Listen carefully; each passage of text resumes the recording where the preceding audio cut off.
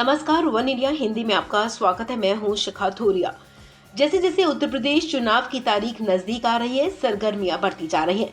अभी हाल ही में चर्चा जोरों पर थी कि एसपी और आजाद पार्टी में गठबंधन होगा।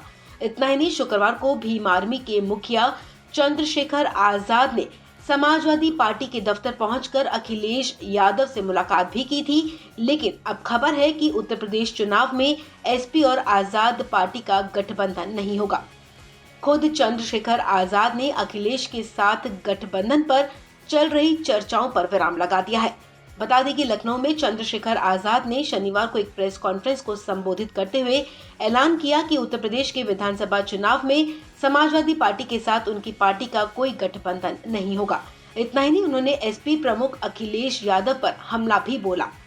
चंद्रशेखर आजाद ने आरोप लगाया कि उन्होंने बहुजन समाज का अपमान किया है। चंद्रशेखर ने कहा कि अखिलेश यादव को दलितों की कोई जरूरत नहीं है।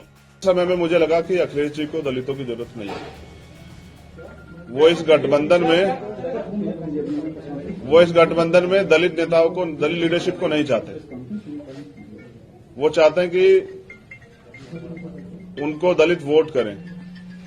लेकिन मेरा डर ये था कि अगर दलित उनको वोट कर देंगे तो कल जो उनके ऊपर एक आरोप पिछली सरकारों में भी रहा, क्योंकि माननीय काशीराम साहब को मैं नेता मानता हूं, उन्होंने भरोसा करके नेताजी को मुख्यमंत्री बनाया। फिर क्या हुआ आपके सामने। इसी डर को समाज के अंदर डर था। सारे बुद्धिजीवियों ने, हमने खुद में भी चर्चा की, सब लोगों ने कहा कि आप खुल के बात कीजिए कि कल ऐसा तो नहीं कि सरकार जाने के बाद, सरकार बनने के बाद जो है हम अपने विषय पर बात ही ना कर पाए, दलितों के साथ फिर वो शोषण हो, घर जलाए जाए, उनकी जमीन कब्जाई जाए, उनको पीटा जाए, उनको सताया जाए, महिलाओं के रेप हो, हाथरस जैसे कांड हो। और 2 दिन में निराशा हुई कि 1 महीना 10 दिन के बाद उन्होंने कल अपमानित किया। ये दुखद है। अपमानित किया आपको?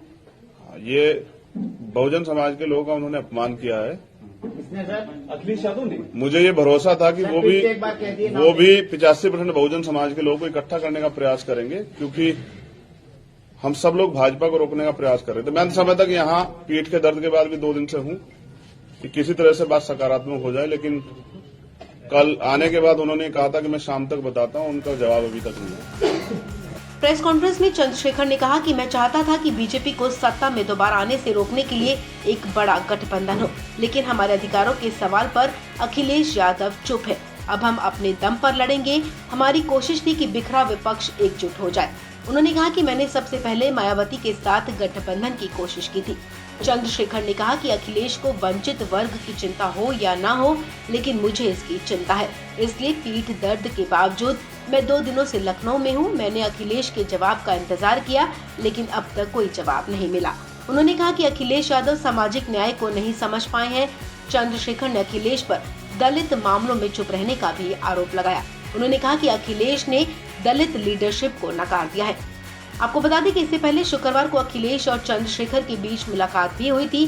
सूत्रों के हवाले से खबर है कि इस बैठक में सीट बंटवारे पर दोनों के बीच सहमति नहीं बनी थी। चंद्रशेखर ने अपने लिए 10 सीटें मांगी थी, जबकि अखिलेश उन्हें 3 सीट ही देने को तैयार थे। इस खबर में फिलहाल इतना ही। तमाम अपडेट्स के लिए आप बने रहे वन इंडिया हिंदी के साथ।